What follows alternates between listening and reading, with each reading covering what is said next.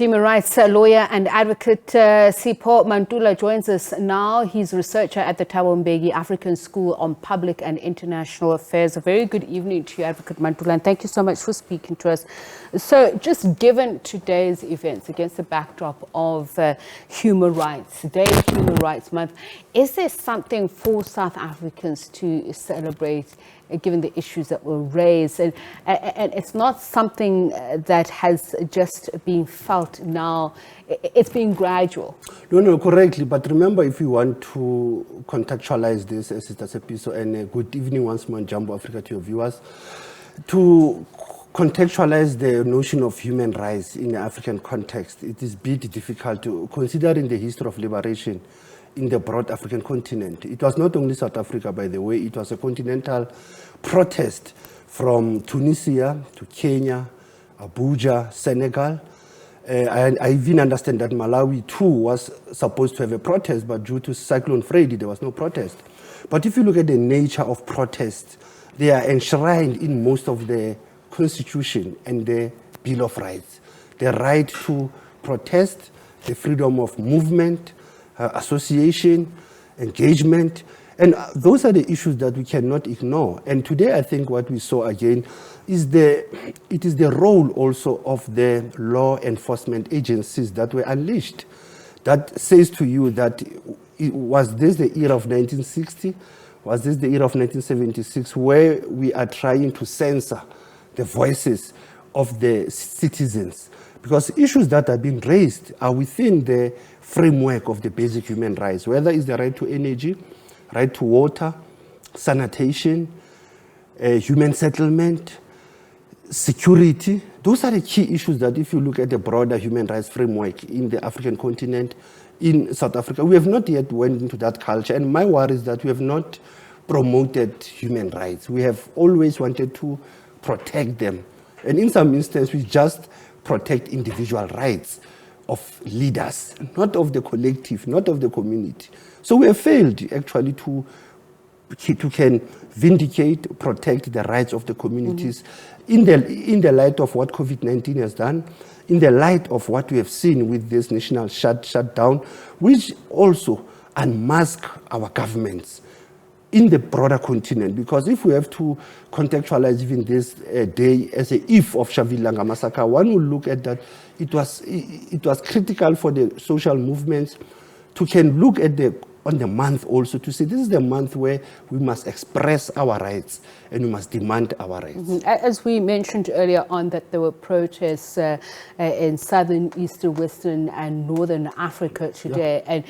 And the theme tomorrow being consolidating and sustaining human rights culture into the future. Now, for those who are protesting today, for those who raise the issue of a fast deteriorating basic human rights in South Africa in this new dispensation, can you talk about consolidating something that is seen as non-existent? And also, how do you sustain it? For me, is that consolidation, integrating all these human rights bills or entitlements by few politicians doesn't make any sense. For me, is that before we can even consolidate, we need to look back at the culture of impunity, the culture of brutality that the apartheid regime has waged. Now we are talking of Human Rights Day, but we know very well that there were three epochs of Sharpeville, Orlando March, and Massacre. We have a story of Sharpeville, we have a story of Sobukwe leading the Orlando March. We have the story of Philip Khosana leading the march in Cape Town. We still see racism in Western Cape. It means that, as Sobukwe saw it, he says, the non-racial society that you want to talk about is actually multiplying racism. Sobukwe spoke about also the question of how do you sustain human rights culture if you don't look at the past and the present. Yes, we can look at the future, but it is important to always contextualize. What John Henry Clark will say, history is a clock. It tells you where you have been, where you are going. So if you look broadly, I think the drafters of the theme, the naming also of Sharpeville Massacre, the site of struggle, you can see that this commemoration is happening in Northern Cape, another important province in the history of this country, but also denied basic rights to human rights. I mean, denied amenities. There is a lack of jobs for young people there. There are issues around even the mining that also benefit the multinationals there. There's a question of the Khoi and the San who are staying in the farms there. So if you look how government also try to shift the memory of the people, the TRC recommendations on Sharpeville Massacre, the numbers also, Sister Sepiso, it's no longer 69 victims. Actually, there's a new research that have said there were more people who were maimed and killed in 1960.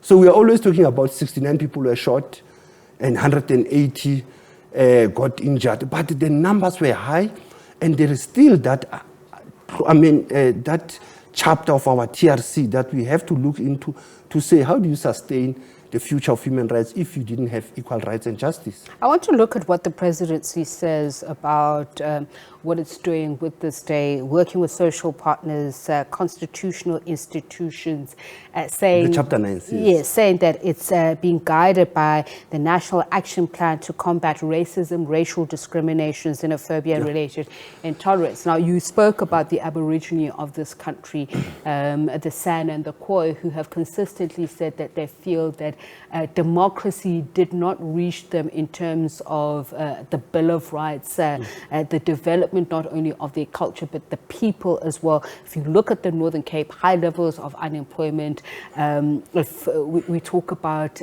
discrimination and the inability to have a better life, the PAPSAC system still a major issue in the country. Is one of the forgotten provinces in this country just in terms of development? If you're talking about Agenda 2030, if we're talking about the SDGs, for instance. And what is said about that province, like I said, coincidentally, like I said to you, 5 days from now, we'll remember the Sanusi Credo Muta, who was laid to rest in Kuruman. You look at your Kuruman, again, underdeveloped. You look at small towns, Buckley West, underdeveloped. But for me, is that also the Chapter 9 bodies, are they relevant only during Human Rights Month? And why don't we have this joint effort of all Chapter 9 institutions to promote, protect the basic human rights of ordinary people? If you look at the Human Rights Commission, when yesterday they issued their tweet on this protest of today, if you read the comments that came out from the people, they were already saying, is Human Rights Commission still alive? How did you dealt with your own CEO who was very childish to be saying black managers are babies? A CEO of Human Rights Commission saying that. So if you ask yourself, the presidency also tends to dominate and delete and erase the Sharpeville Massacre Day. When you look tomorrow's episode, you'll hardly hear the president acknowledging, crediting the knowledge and the role of Robert Mangaliso Sobukwe and other Pan-Africanists. So sometimes you find a single narrative of history, the same like what you say in terms of service delivery and implementation of the rights. How do you accommodate a small province like Northern Cape, a small province like the Northwest Province, Limpopo? Those small provinces, they've been left out. And that's the system of this so-called human rights framework. Because we are running out of time, I'm wondering, does it also begin, if we're going to observe tomorrow, because the question has always been, do we have anything to celebrate? Should we then start re-looking at our democratic governance architecture in this country? Precisely, we have to reboot that system. If you go to Sharpeville tomorrow, it was my ritual actually when I go to Sharpeville that I always look at ordinary people there. I don't go to the fancy government events only. I look at all the sides of struggle. For me, is that after tomorrow, for the communities of Sharpeville and Langa, and more so Langa is even commemorating 100 years of Langa, it becomes relevant that after Sharpeville, on the 30th of March, there was another protest in Langa and Orlando, in Soweto. But if you look at the lives and even conditions of our people in the townships, in the villages, nothing has changed. So there's nothing to celebrate. You can commemorate, but it will be what are you celebrating when the basic human rights are being violated daily. And again, you have the Chapter 9 institution where one of its head is being brought before Parliament. And she raised those issues of equal rights as well, the public protector. So you will have an array of how do we commemorate and celebrate. At the same time, I spoke about the reparation agenda, the TRC files. I spoke about the new numbers in Sharpeville. That are we going to talk about 69 people from now on? And what do we do with the people or are we who going were, to be reflective? or are we going to be just reflective, going on a social media and we say never again? And I think that's where curriculum finally. Let's put all the Sharpeville massacre moments into our school curriculum, as well as our media broadcasters, from radio to TV. They must teach. They must no longer politicize. Our historiography has to change. Correct. Thank you so much for your time. Human rights lawyer and advocate Sipho Mantula, who's a researcher at the Thabo Mbeki African School on Public and International Affairs, speaking to us about Human Rights Day, and that's tomorrow and month.